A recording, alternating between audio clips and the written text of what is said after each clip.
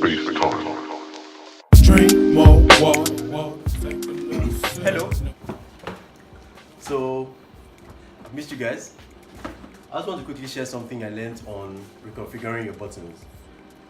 I called it flip the switch, like how you flip the switch, reconfigure your buttons. So now buttons and switches are like a button. Now I push this button, this thing goes off. I push it, it comes back on. If I want to turn off this air condition, I turn it off, it goes off, flip the switch again, it comes back on. The same way it applies to human beings as well. People push our buttons to get certain responses out of us. Like they do this, they will respond by doing this. We do this, they respond by doing this. So all this reconfiguring your buttons things about to talk about is flipping the switch. How you can now determine your own response instead of letting the person that pushes your button determine your response. So I'll just go over a few facts that people usually react without thinking. That's why you hear situations of people saying, oh, this just happened, though. I don't even know how it happened. It just went from 0 to 100. It just started. The whole thing even happened. It happened so fast. I don't even know how it happened. I don't even know how we got here. It happened to me several times too. Something will just happen and then you will react and then it gets. So that's one thing. Then we usually do not deliberately choose our reactions, but we let what happened choose our reaction for us. Like assuming somebody comes to slap you now, it's automatic what's going to happen after that. Like you're automatically going to slap the person back before the person even finishes. Misha, before the person finishes slapping you like this, I would have even expatiated on the slap. So we usually let people choose our responses for us. We usually let what happens choose our response for us. Like somebody talks to you this way, so you automatically get rude back and talk to the person in a certain way. So what I've learned is that we don't need to accept these automatic reactions, these reflexive actions that just do it, that just act themselves. There are certain things in us that so pre-installed things inside us that when something happens, we automatically respond in a certain way. So that was the problem I found that happened in me and several other people. And then I started wondering how I was going to break that chain. How do I determine my own response instead of somebody? Because somebody in the morning can just come and say, "Oh, I don't like this tie you wore. It's looking a bit off." And then for the whole day, you're going to be feeling down and feeling somehow. So I started praying about it. I wrote it in my these prayers I say every day. So I put this one there.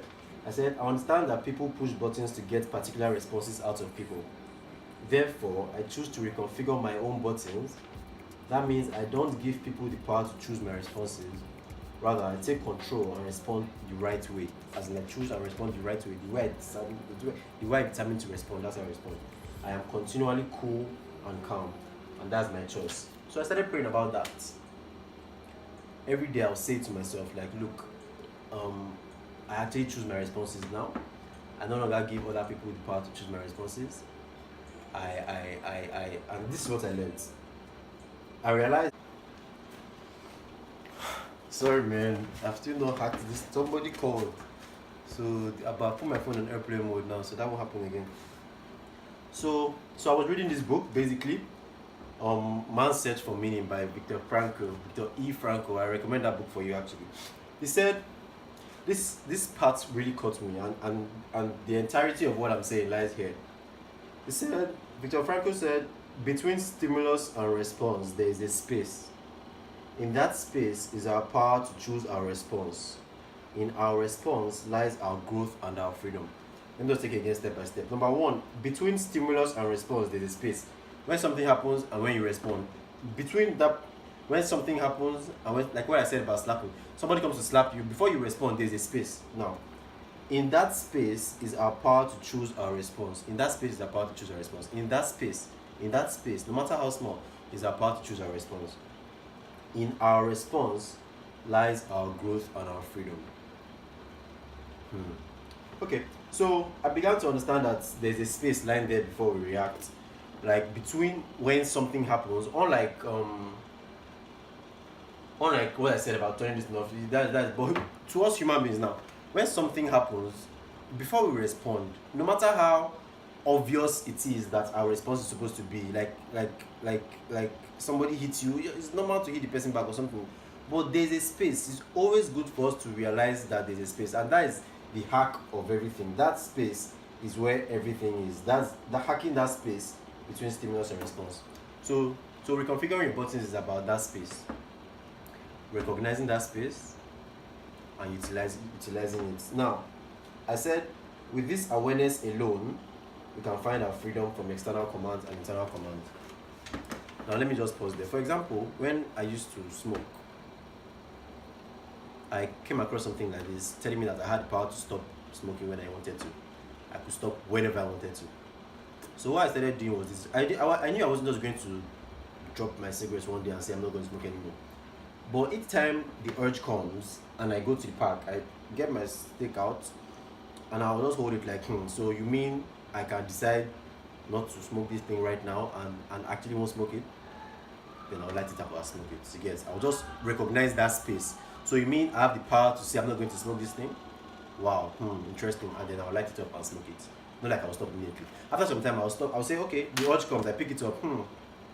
Okay, I'm not going to smoke this thing this particular minute. I'm going to wait for 5 minutes. So I put it there or something and wait for 5 minutes. I started building on my control of it. I started recognizing that space that this guy spoke about between stimulus and response. It's also in a book I read called The Power of a Habit by Charles Duhigg. He said the same thing too, that there's always that space between that is how you break a habit.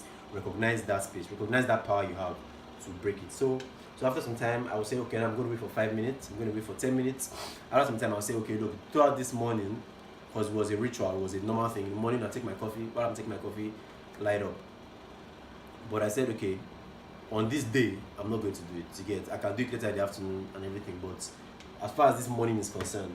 So I started doing that, gradually building, and that's how I eventually was able to break the habits by the grace of God, obviously, because many people will do these things and it won't work for them. So yeah, that's what it's about. That space. There's going to be a part 2 of this talk, but this part 1 of it is just going to talk about this space in between stimulus and response. Now there are many things that we'll face daily, and it will seem like there is no other way to respond except the way you have been responding. There's this woman always giving you an attitude when she comes to work. She will come and say, oh, this, or there's this guy in my office, actually, he pushes my chair every time, because that place is a bit tight, so he pushes my chair every time, and then I'm always getting angry. I can see, in fact, I'm even waiting for him to come and push my chair just so I can shout at him. Do you get? So once you recognize, just start having an idea. It's like a suggestion. Let the suggestion come. And so you mean I can decide not to respond this particular way? Don't even now change your response immediately, because it might be too much for you. Take it gradually. Just recognize that you can actually respond a different way first. Recognize that space. Allow the suggestions come that, look, I can actually ignore this guy from that hit my chair. I can actually ignore him for now. So just ignore him. Just have the idea, so that when the opportunity comes, you grab it. Do you get? So just keep feeding your mind and saying, look, you can actually decide to respond a different way. You can actually decide to stop smoking. The cigarette doesn't have to call you and you pick up immediately. Do you understand? Sometimes I'm reading a book on my phone and then a message comes up, and automatically I'm clicking on the message, boop, reading the message. By the time I read the message, another message comes, I now say, let me just check what's happening on Instagram. So you can actually decide and say, no, I'm not going to open this. So choose your response. Recognize that space. And I said here that and we can find freedom from the external commands and internal commands we face every day, and this ultimately leads to internal happiness. Now, a happy man, I believe, is somebody that can determine what his day is going to be like, can determine what his actions is going to be. If something is determining your actions and determining your responses, I don't think you're going to be happy. The more control you have over the things you do and the things that take your time, the things that take your energy, I believe the more happier you'll be. So let's tap this, let's practice this, let's learn this, let's try to reconfigure our buttons by